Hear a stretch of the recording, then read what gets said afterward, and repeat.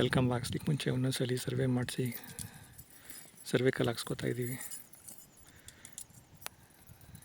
ಎಲ್ಲ ಸರ್ವೆ ಇಲಾಖೆಯವರು ಸ್ಟ್ರೈಕ್ ಮಾಡ್ತಾಯಿದ್ದಾರೆ, ಹಾಗಾಗಿ ಪ್ರೈವೇಟಲ್ಲೇ ಕರೆಸಿ ಮಾಡಿಸ್ತಾಯಿದ್ದೀವಿ.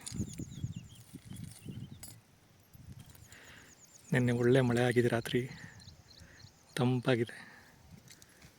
ಬಿಸಿಲು 41-42 ಡಿಗ್ರಿ ಸೆಲ್ಸಿಯಸ್ ಇದ್ದದ್ದು ಇವತ್ತು ಮೋಡ ಕವಿದ ವಾತಾವರಣ ಚೆನ್ನಾಗಿದೆ.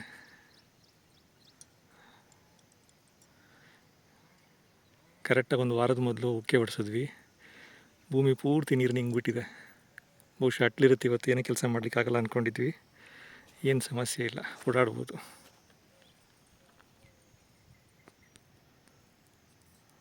ಅದು ನಮ್ಮ ಪುಟ್ಟ ಮನೆ, ತೋಟದ ಮನೆ. ನಾಳೆ ಸೋಲಾರ್ ಪ್ಯಾನಲ್ ಇನ್ಸ್ಟಾಲ್ ಮಾಡಲಿಕ್ಕೆ ಒಂದು ಟೀಮ್ ಬರ್ತಾಯಿದೆ, ಇನ್ಸ್ಟಾಲ್ ಮಾಡಿಬಿಡ್ತಾರೆ ನಾಳೆ.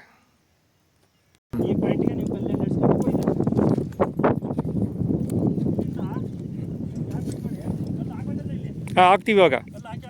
ಹಾಂ, ಈಗಲೇ ಹಾಕ್ತೀವಿ.